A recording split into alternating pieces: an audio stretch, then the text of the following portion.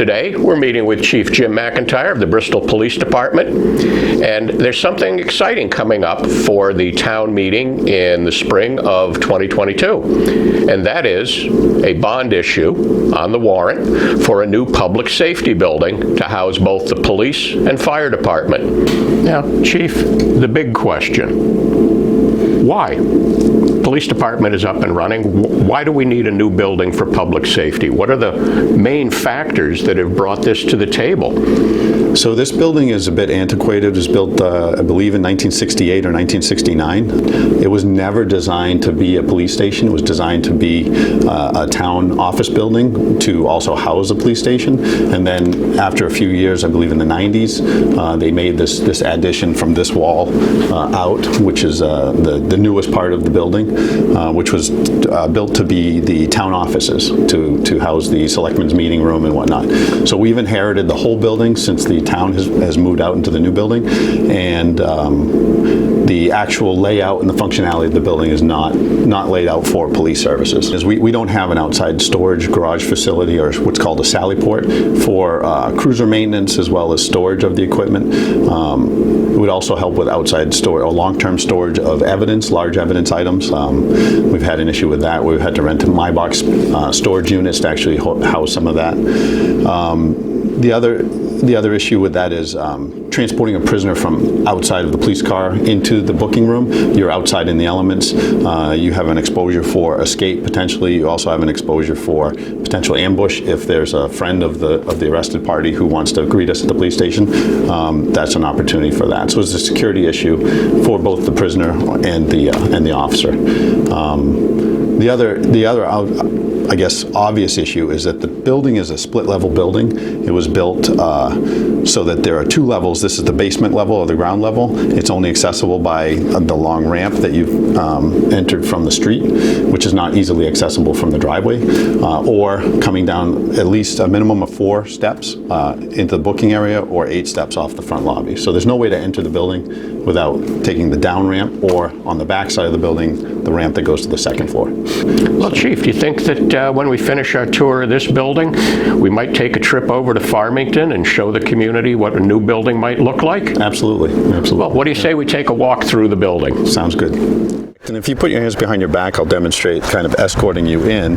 So we will bring you through into this area, walk you down, and have you step. This could be a challenge. Just hold on a second.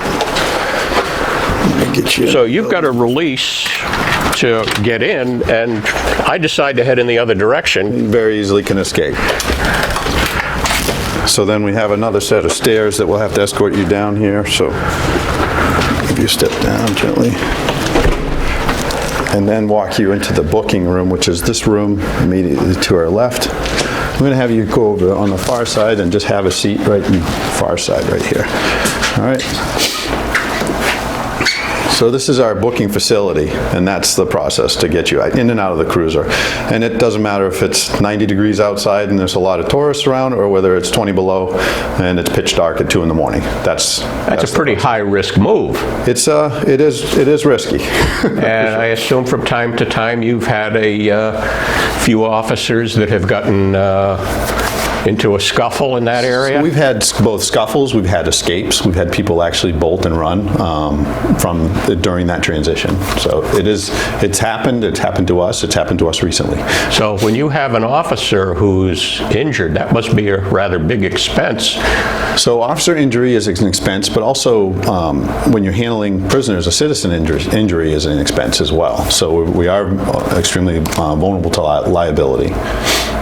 The structural issues with the building, which are the most concerning, and the town, a lot of townspeople have heard of this, has caused the door to actually buckle to the point where it's now not operational.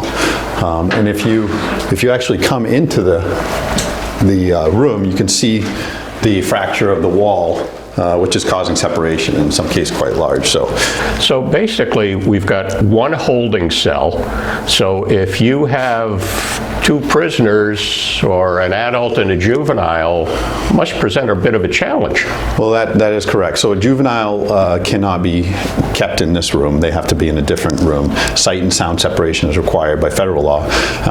If we have multiple adult prisoners, we can't put them in, multiple people in one cell. We can only put one in the cell. We can't use this cell at all because we'd have to, we can't lock the door, secure the door, or get it open if we do get it closed. And then we can obviously put two people there. If they get along, we can put two people handcuffed by one arm to the wall. So this is a secure area. It's an armory. It's approximately 4.5, 5 feet wide by 3 feet deep. It's not very large. It's packed full. Stuff is stacked, all whatnot, the firearms and ammunition for our training and so forth. This is where our shower is located, in the old lobby, and it was then when I first started as well. This is just a standing shower, pardon me, see if I can, just a standing shower so the guys can take a shower and decontaminate if they get involved with, residents that's not very clean or get involved with a fire or whatnot. They can take a shower. They can shower before and after shift. There's no toilet in this area. It's just a shower and a standing sink. That's on this end of the building. The bathrooms are at the other end of the building. Here's our kitchen, which doesn't have running water or a sink.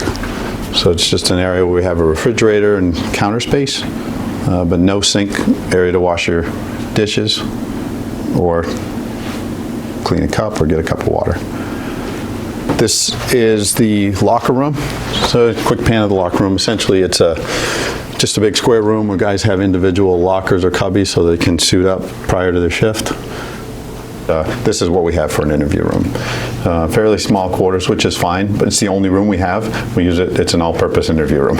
So it's not quite like Law and Order on TV where you've got all of the rooms with the mirrors and everybody can see what's going on. And Right. No, we don't have that, unfortunately. So, all right, and as we continue down, and one thing I'll highlight is, as you walk through the operations center, essentially where patrol booking, patrol office, your front lobby, you find that your changing area, your locker room is right in the middle of operations. So if you have an officer coming on duty in the middle of an interview, and there's a lot of operational things happening, he's changing in that room, which is, again, functionality of it doesn't really work. That should be near, a different portion of the building.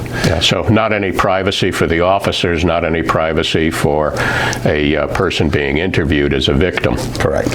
So continuing on, these are our bathrooms. They're at the far end of the building. We have two restrooms here, obviously no shower, which again, functionality-wise, if guys are changing in the changing room or the locker room, using the restroom at this end, perhaps working out in the fitness room, and then walking to the other end of the building to shower through the operations center. So not very well set up and not very accommodating for the employees as well as for operations.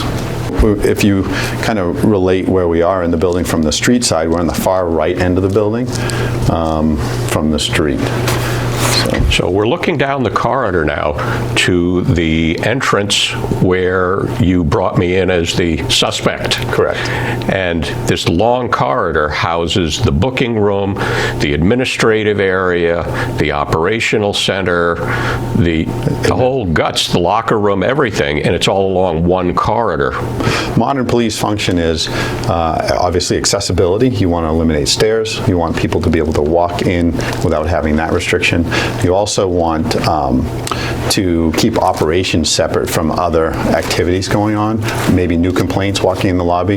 There shouldn't be a victim that's reporting a crime that's interrupted by maybe a subsequent victim from another offense coming through the same lobby or the same operational area. There's no way for a person to come in that is handicapped or has a challenge, some type of a walking disability, to get to the second floor unless they walk around the outside of the building and enter the ramp from the second floor backside. So the different levels create quite an issue, and the ramps being opposite sides of the building create an issue. So according to the guidelines from the federal government and others, we've got an accessibility issue and an ADA compliance issue the way the present facility is structured. I would agree. And a new facility, would that address it? The facility we're looking at is one floor. So you essentially go in through your front door, and you are one floor for police side services. There is no second floor. For fire side services, they accommodates their dorm area is a second floor, which makes sense that a fireman would be able to navigate stairs on the second floor for their dorm area. But there is no service that would be provided by fire or police that would require them to go to the second floor. So everything would be single level, ADA compliant, accessible, and easy for the public to maneuver. Correct. Thank you for watching the first part of our 3-segment video regarding the Public Safety Building. You've now seen what's been happening inside the police station. Let's take a walk. Let's go see what's happening in the fire station. And then in part 3, we'll look at what a new facility might look like by examining what they recently built in the town of Farmington.